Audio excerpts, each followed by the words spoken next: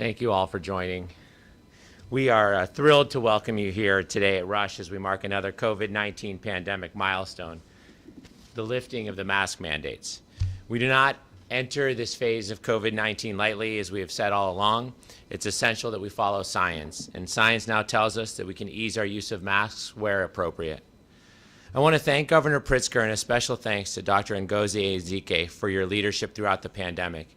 These have been and continue to be extraordinary and unprecedented times, requiring real leadership to display enduring strength. You have kept our state focused on the greater good, ensuring that all of us stay safe, especially at-risk individuals with autoimmune or other health issues. The pandemic is not over, and we must continue to be mindful that there are still many who are vulnerable, and all of us should do whatever we can do to keep them safe. We need to respect those who need or choose to wear a mask. Get vaccinated, get your booster, and get your flu shot. Encourage your family and friends to do the same. We've all learned important lessons from the last surge as we've battled Omicron. Previous surges were extraordinarily challenging because so little was known about the virus. This time, our biggest challenge was different. It was staffing. The pandemic has been relentless for all. For those of us in healthcare, the impact has been more severe. Healthcare is a calling and continues to be. And while the last 2+ years have tested our mettle, we remain strong for our patients and for one another. People who put aside their fears in service to others are heroes. From the very beginning of this pandemic, staff at hospitals and clinics across Chicago and our nation have displayed amazing resolve. We applaud collectively the incredible work, the essential workers, and what happens in emergency departments, ICUs, and on patient care floors every day. We also know that our heroes occupy positions across all hospitals and clinics. From the phlebotomist drawing blood to the staff greeting patients or even cleaning a room. Each set aside personal concerns to assure our patients receive the care that they need. They work in surgical suites and care for non-COVID patients who need life-saving procedures. They prepare the medications patients need. They ensure that the latest tools and technology are delivered with undeniable quality and safety. They speed the recovery process with meals that foster healing, and they are truly everywhere in healthcare. We are deeply proud that Rush is where this milestone is marked, but I can say with certainty that these acts of heroism have taken place at every hospital in Chicago, Illinois, and our entire country. Today, we extend a deep and sincere thanks to all here at Rush, healthcare workers across Chicago and Illinois, for their extraordinary commitment. Now it is my great honor to introduce Illinois Governor, the Honorable J.B. Pritzker.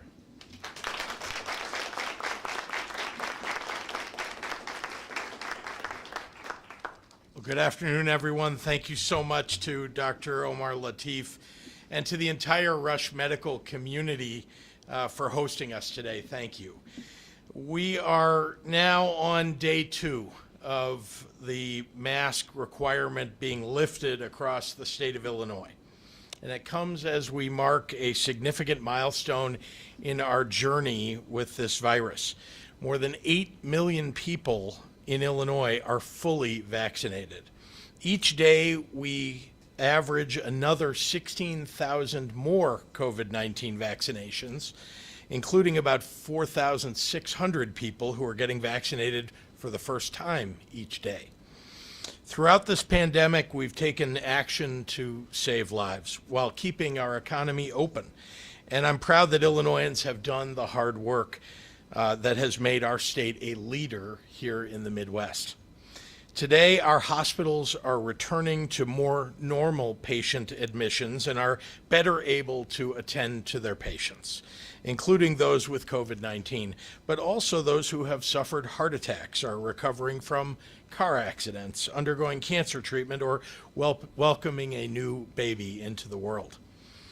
With the removal of mask requirements in most settings, some Illinoisans may choose to continue wearing masks out and about, even when it's not required.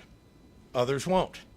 And this is a moment when I want to ask everyone to treat each other with kindness and with compassion. What's right for someone else may not be what you would choose, but remember that we should all default to what will keep each other safe and healthy. Someone in your presence may be more vulnerable than you are to the worst effects of COVID. Each of our actions in the presence of a deadly disease can affect the next person. COVID has not been eradicated. Today especially, I find myself reflecting on the journey of the last 2 years. 2 years ago this week, 2 more Illinoisans had tested positive for COVID-19, for a grand total of 4 known cases at that point in the pandemic. 4.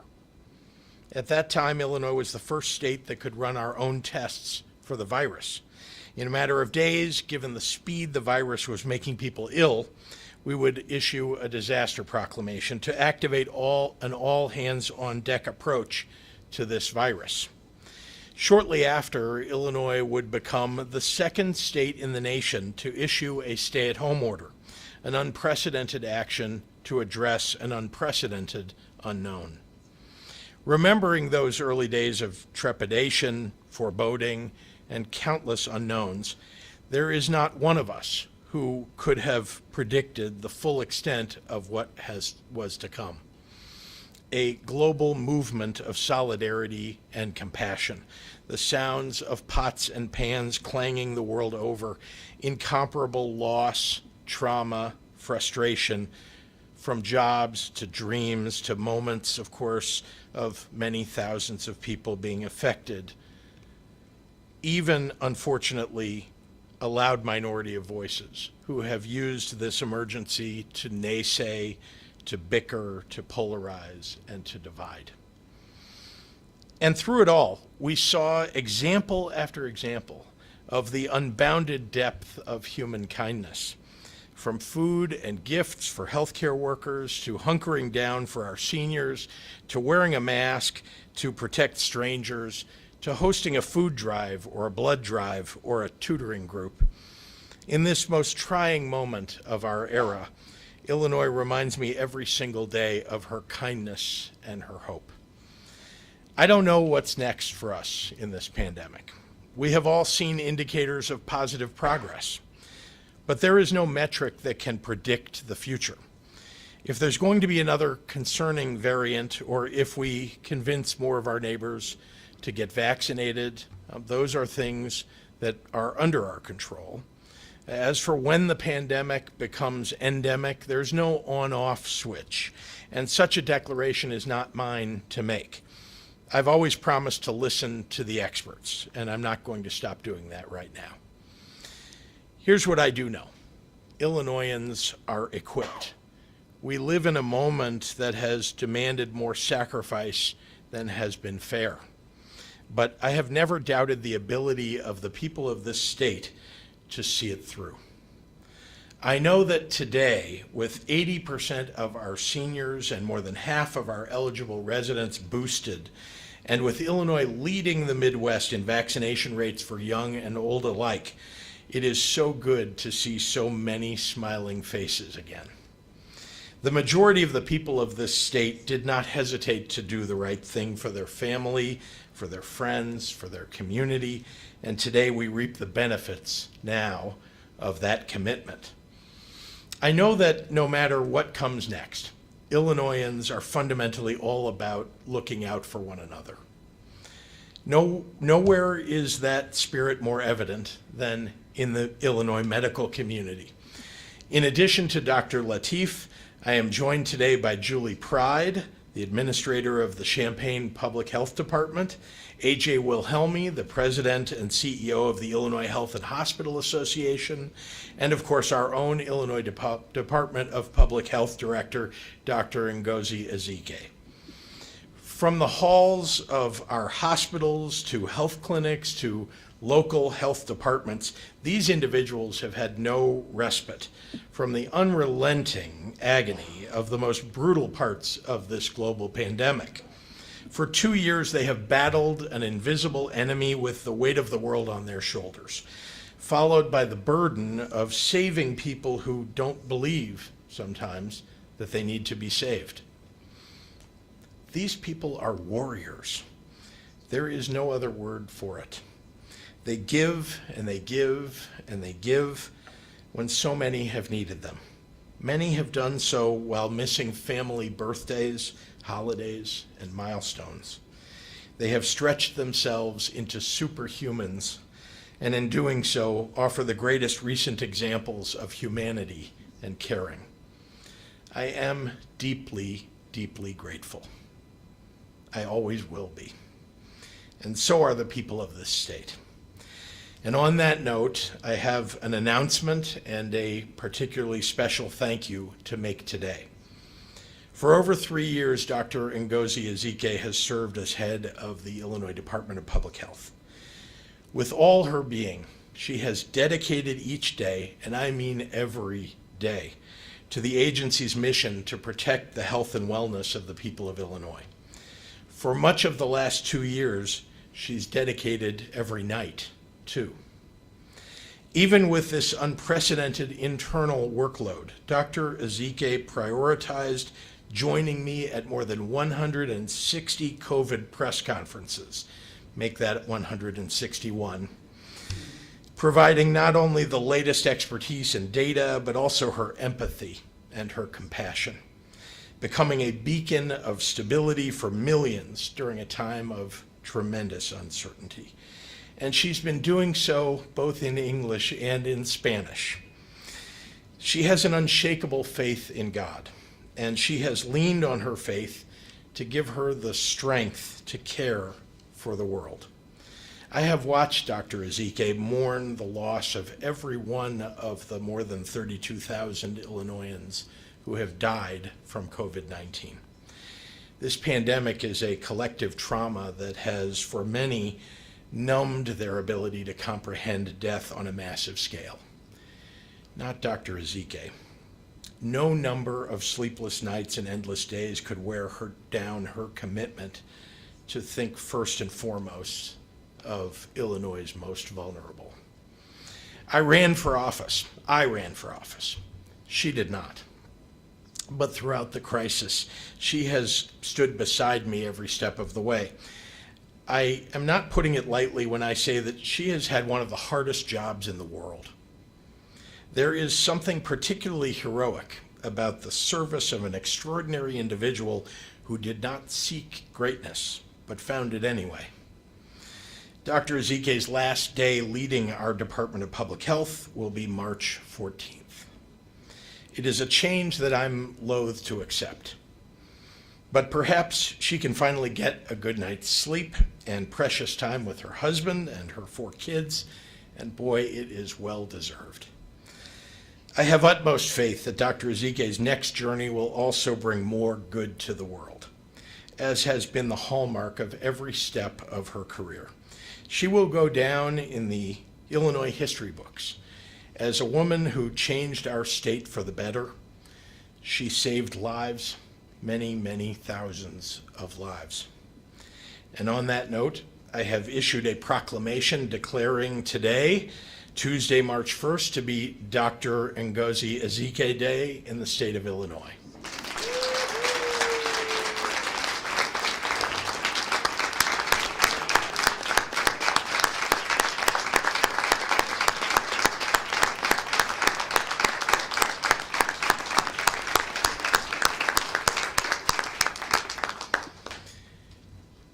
I ask all of our residents to take a moment today or any day in the future to thank her for her unprecedented public service in the face of a global COVID-19 pandemic.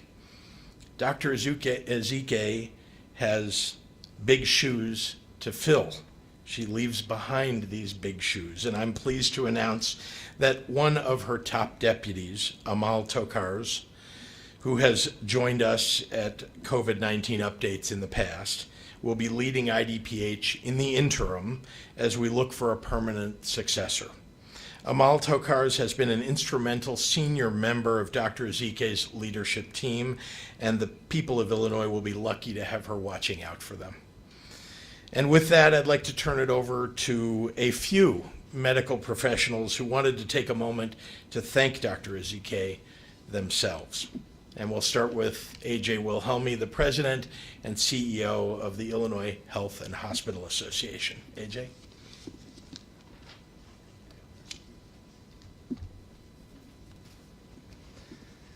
Thank you, Governor, and good afternoon, everyone. I also want to thank Dr. Omar Latif for his hosting us today and also for his tremendous leadership throughout this pandemic. And if I could just say a few words before I recognize Dr. Ezike, Governor, I do want to let you know that we greatly appreciate your leadership, and I want to echo your remarks and offer a heartfelt thank you to the hospital workers and hospital leaders who have been at the epicenter of this pandemic. Through 5 surges of the virus under the most extreme circumstances, healthcare workers provided compassionate, quality care, saving literally thousands of lives in the process. And despite the many challenges, the hospital community has managed through the pandemic with hospital leaders relying on their communal knowledge and experience to avoid a breakdown in the state's healthcare system. Good leaders set the tone and allow experts to utilize their expertise and do their jobs in times of crisis. And Governor Pritzker did that throughout this pandemic. So, Governor, I want to personally thank you, and on behalf of the entire Illinois hospital community, I want to thank Dr. Ezike, I want to thank Deputy Governor Sol Flores and your entire team, all of whom were instrumental in allowing hospitals to provide their very best care to patients across the state of Illinois. And Governor, you and your team gave hospitals the flexibility to effectively adapt and respond to the public health emergency. You helped hospitals secure the scarce resources they required.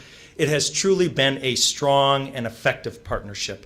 And now, even with this critical support and collaboration, the pandemic has taken a toll on all of us, including our healthcare facilities. Hospitals are one of the few entities in a community that are always open. Every hour of the day, every day of the year, when you need care, you go to your local hospital. And while we're all relieved to see COVID-19 hospitalization decline, as you said, Governor, we know hospitals will continue to be active as patients who deferred care during the pandemic return to the hospital to catch up on needed medical appointments and surgeries, and patients are certainly encouraged to do just that. So after 2 years of confronting challenge after challenge and enduring organizational stress and fatigue, hospitals are financially strained. But just as concerning, they're now dealing with workforce shortages that threaten their mission to provide accessible quality care to all Illinois residents. And IHA again wants to applaud Governor Pritzker for including a healthcare workforce initiative in his budget to help hospitals address staffing issues and provide relief to healthcare workers.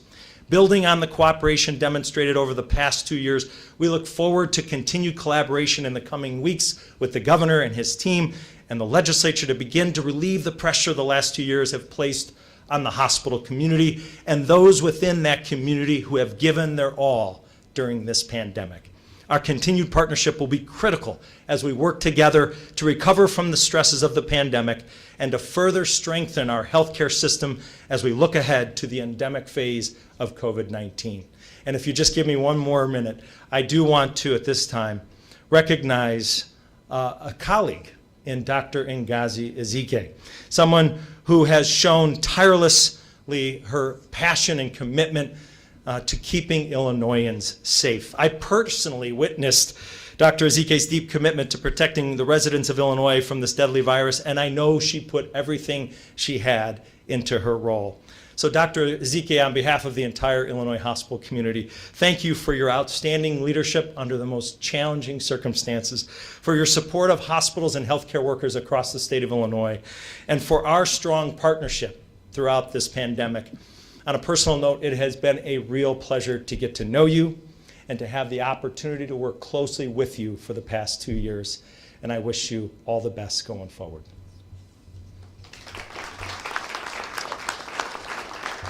And now it is my pleasure to introduce Julie Pride.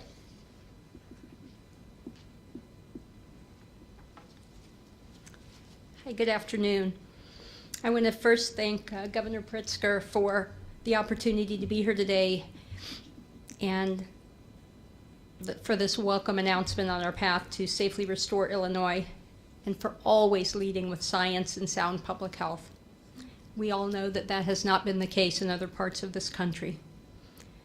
Of course, I want to thank Dr. Ezike for her amazing, consistent, steadfast leadership, innovative ideas, and her commitment to working closely with local health departments through this incredibly difficult time.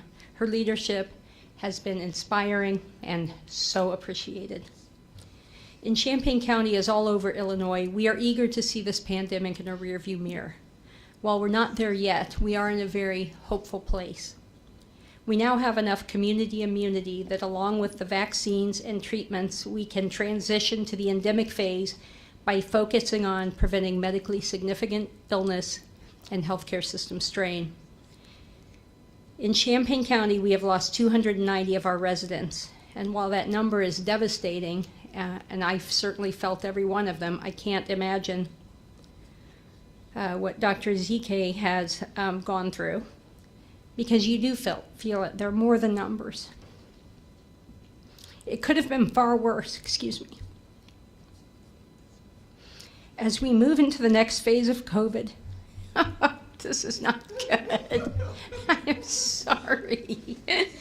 As we move into this, see there, that's so typical. I'm struggling. I'm on the verge of tears in front of everyone.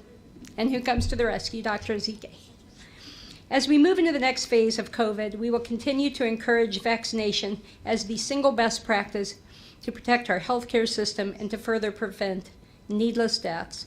We will continue to build our public health capacity and infrastructure, including use of data-driven technology, and we will continue to dispel myths and rumors that have been the cause of so many unnecessary hospitalizations and deaths. And most importantly, we will continue the partnerships forged during this pandemic and will work to make the public health system even stronger and more resilient. And now I'll just rub my nose in front of all these cameras. I am honored that I am the one who gets to introduce Dr. Ezike on behalf of my staff of 200, my community who have been amazing partners through this, and the other health department administrators in the state of Illinois. I can say this is my third pandemic, and I simply cannot wrap my head around doing this without you and Governor Pritzker in the leadership roles. So it is my great honor and my heartfelt appreciation and pain because she's leaving, but that I welcome Dr. Ezike and thank her so much for her service.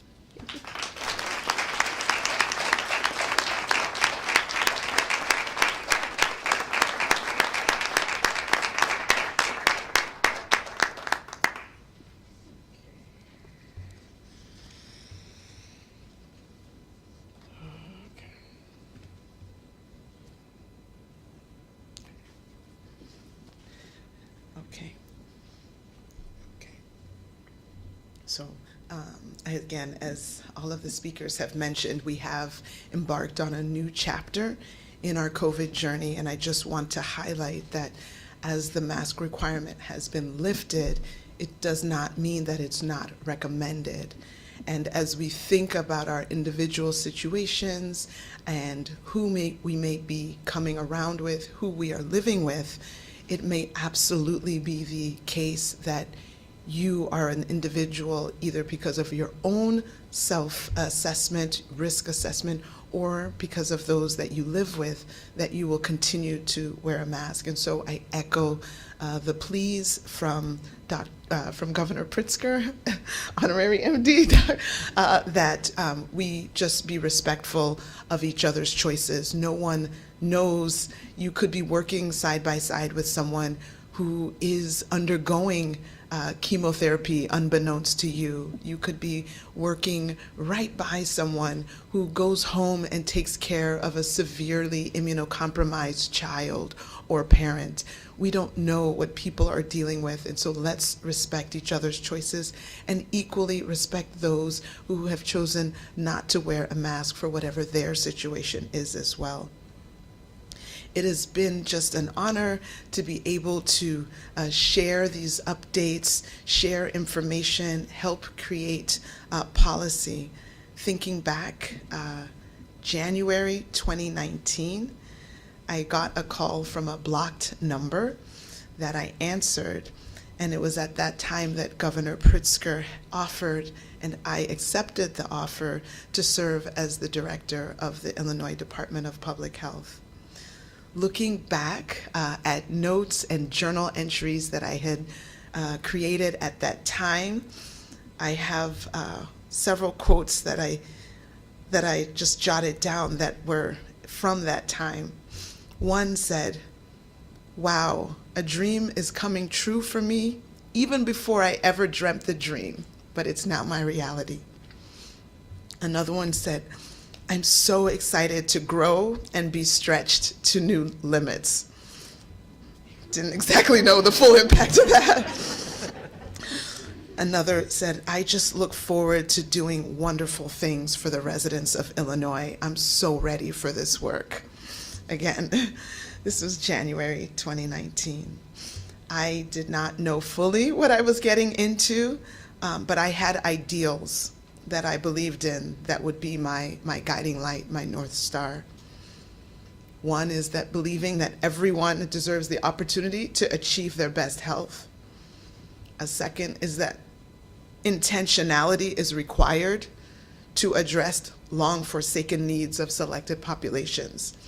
That's now referred to succinctly as equity. And third, that to best care for a diverse population like we are so blessed to have in Illinois, you need a team that reflects that diversity to create the most robust and inclusive solutions. I cannot say enough to Governor Pritzker for the honor and the privilege that you afforded me. This incredible opportunity has been the pinnacle of my career thus far. And I can't see my words. Okay. Right back at you. Okay. It has been an incredible opportunity to work with the governor's office team, all the state agencies, including a special shout out to the HHS portfolio led by Deputy Governor Sol Flores and First Assistant Lizzie Whitehorn. It has been the honor of a lifetime to lead #Team IDPH. IDPH consists of a team of unsung heroes that by nature and definition works behind the scenes, who's committed to public health, and that commitment gave me strength every day. Of course, my main battery charger came from my deep-seated faith, and I absolutely received the renewing strength that people all across Illinois sent me through their prayers that also covered me. All of the people and all of their stories I will carry always in my heart. I acknowledge and mourn with the families of all the lives lost, not just to COVID, but to gun violence, to suicide, to drug overdose, to racism, to cancer, and all the other diseases and ills that public health officials and all of our partners work tirelessly to curb. Being a half-full kind of gal, I am focusing in on all the positive actions of so many private citizens and all the stakeholders who have helped get us through these tough times. Too many partners for me to name without knowing that I will forget someone critical, but we saw clearly that there is no community without unity. It's right there at the end of the word. For so many of you, you took actions to support others. You wanted to support people that were less fortunate than you. And I salute you for being able to be selfless and to maybe even inconvenience yourself by a little bit to help support the health of others. Your selflessness supports our society. Again, it's just been my tremendous pleasure to serve the people of Illinois. I am so blessed to have been able to bring some measure of comfort to Illinoisans, to quiet some of the chaos and infuse some calm. I'm glad that I served as a role model to young girls, girls of color, little black girls, that they can be leaders in any field. And I'm proud to show our young boys as well, the future men of our society, examples of women in leadership. I'm proud to exemplify that empathy and strength can exist in the same body and in the same breath. Lastly,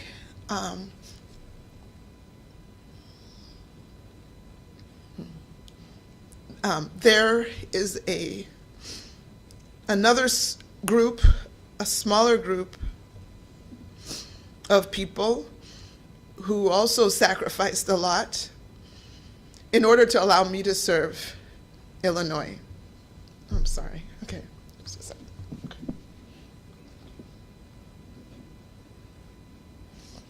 Yeah.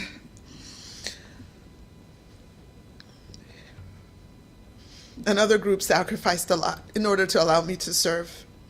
And it's time that I try to make amends for their sacrifices. I want to thank my family. I know my husband's here, and my daughter, my first daughter, is here, and my extended family and my mother for tolerating the absences, the last-minute changes in plans, the endless multitasking, and the ever-present cell phones. You have stood by and you have supported me, and you have not complained, and you have made dinners, and you've done all the pickups and the drop-offs. But now it's time for me to make you my priority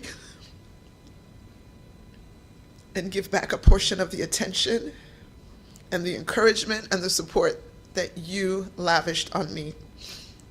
Thank you for your tolerance and your patience.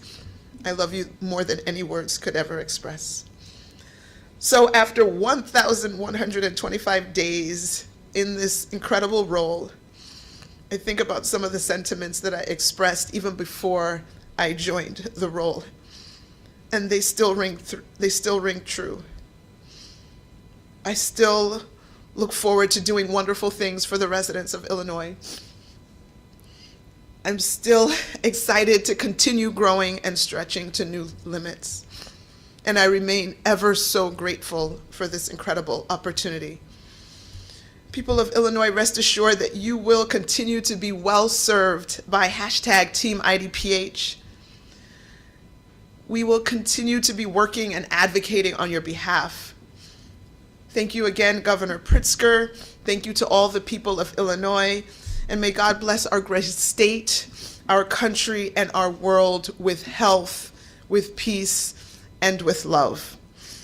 And I don't think I can leave without summarizing my notes in Spanish, so I'm going to do that. En enero del 2019, recibí una llamada de un número bloqueada que contesté. Fue cuando el gobernador Pritzker me ofreció y acepté la oferta de servir como directora del Departamento de Salud Pública de Illinois. Mirando hacia atrás en notas y entradas de diario, un sueño hecho realidad para mí incluso antes de haber soñado. El sueño es ahora mi realidad. Estoy muy agradecida por esta oportunidad. Estoy emocionada de crecer y llegar a nuevos límites. Espero hacer cosas maravillosas para los residentes de Illinois. Estoy lista para trabajar. No sabía completamente en lo que me estaba metiendo, pero tenía ideales en los que creía que serían muy luz de guía, creyendo de que todos merecen la oportunidad de lograr su mejor salud, que la intencionalidad es necesaria para atender las necesidades largamente olvidadas de las poblaciones seleccionadas, ahora referido sucintamente como equidad. Para atender mejor a una población diversa, se necesita un equipo que refleje esa diversidad para crear las soluciones más sólidas e inclusivas. No puede decir lo suficiente, gobernador Pritzker. Me siento muy honrada y privilegiada de que me haya dado esta oportunidad. Ha sido un viaje increíble. Es increíble trabajar con el equipo de la oficina del gobernador, con señora Sol Flores y Lizzie Whitehorn, con todas las agencias estatales. Un saludo especial al colectivo del Departamento de Salud y Servicios Humanos. Ha sido el honor de mi carrera profesional liderar el equipo IDPH. El IDPH está formado por un equipo de héroes anónimos cuyo compromiso con la salud pública me fortaleció todos los días. Por supuesto, mi cargador de batería principal provino de mi fe profunda y recibí absolutamente la fuerza renovadora que la gente de Illinois me envió a través de sus oraciones que también me cubrieron. Las personas y sus historias las llevaré siempre en mi corazón. Reconozco y lamento con sus familias todas las vidas perdidas por la violencia de las armas, el suicidio, las sobredosis de drogas, el racismo, el cáncer y el COVID y todas las demás enfermedades y males que trabajamos incansablemente para frenar. Soy de vaso medio lleno, así que me estoy enfocando en todas las acciones positivas de tantos ciudadanos privados y organizaciones interesadas para ayudar a otros en tiempos difíciles. Hay demasiados socios para nombrar sin olvidar a alguien crítico, pero vimos que no hay comunidad sin unidad. Para tantos de ustedes que tomaron medidas para apoyar a otros en una situación más precaria que la suya, los saludo. Su desinterés apoyo a toda la sociedad.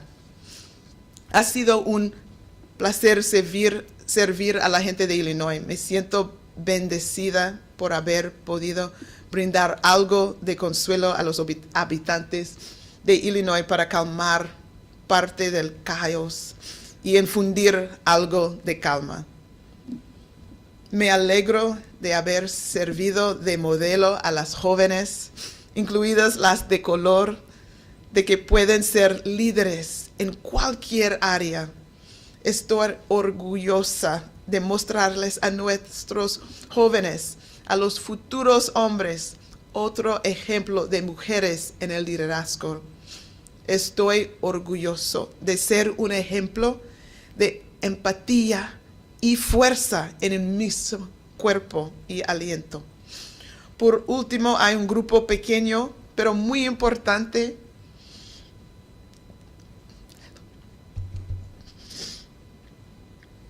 de personas que han sacrificado mucho para que yo pudiera servir a Illinois. Y ya es hora de que intente compensar sus sacrificios. Gracias a mi familia, mi esposa es aquí.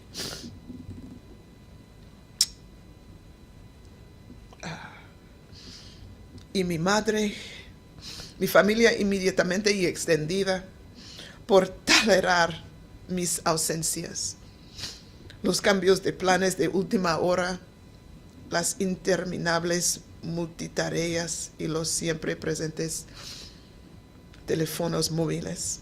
Ustedes se han mantenido al lado, apoyándome y sin quejarse nunca. Pero ahora es el momento de prioridad y les devuelva una parte de la atención, el ánimo y el apoyo que me prodigaron. Gracias por su tolerancia y paciencia. Los amo más de lo que cualquier palabra podría expresar. Así, después de 1125 días, los sentimientos que expresé antes de mi primer día en el Departamento de Salud Pública de Illinois aún son ciertos. Estoy muy agradecida por esta oportunidad. Estoy emocionando de crecer y llegar a nuevos límites. Todavía espero hacer cosas maravillosas para los residentes de Illinois. Gente de Illinois, tengan la seguridad de que seguirán siendo bien atendidos con el equipo de IDPH, trabajando y abogando en su nombre. Gracias, gobernador Pritzker, y a la gente de Illinois. Y que Dios bendiga nuestro gran estado, nuestro país y nuestro mundo con salud, paz y amor. Mucho gusto por su apoyo.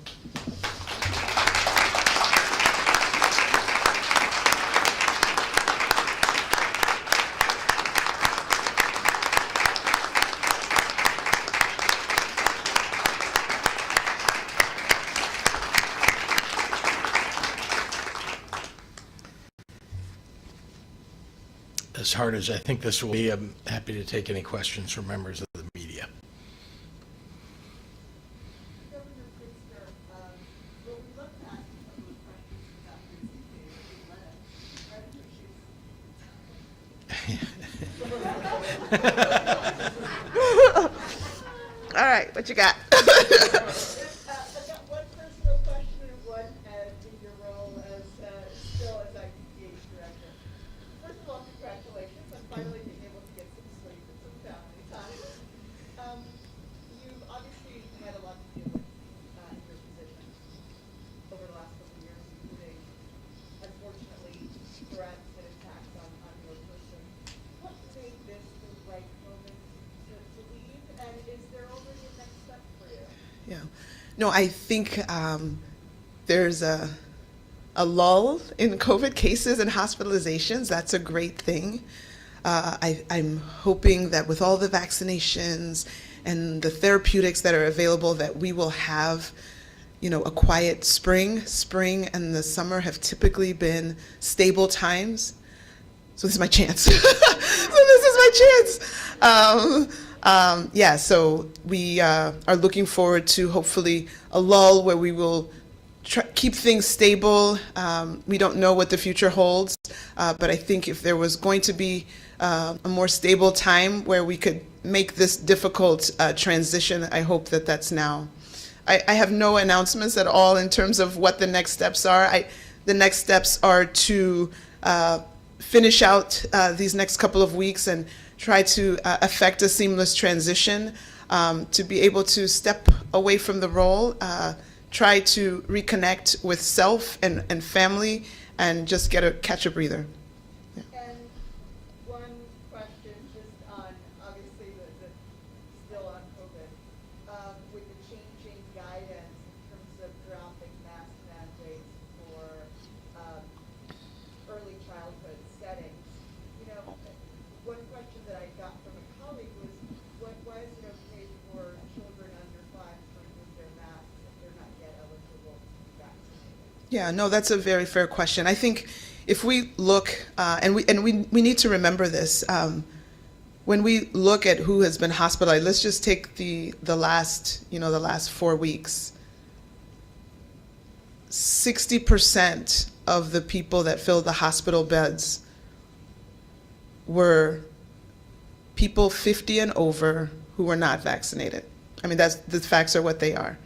And if you look at the next group in terms of who also were filling hospitals, they were either people with significant comorbid conditions, immunocompromised, or people who did the right thing, got boosted, been fully vaccinated, boosted, but just by virtue of their age, we know that there's something called immunosenescence, where your immune system is not the same if you're 70 or 80 as it is when you're 20.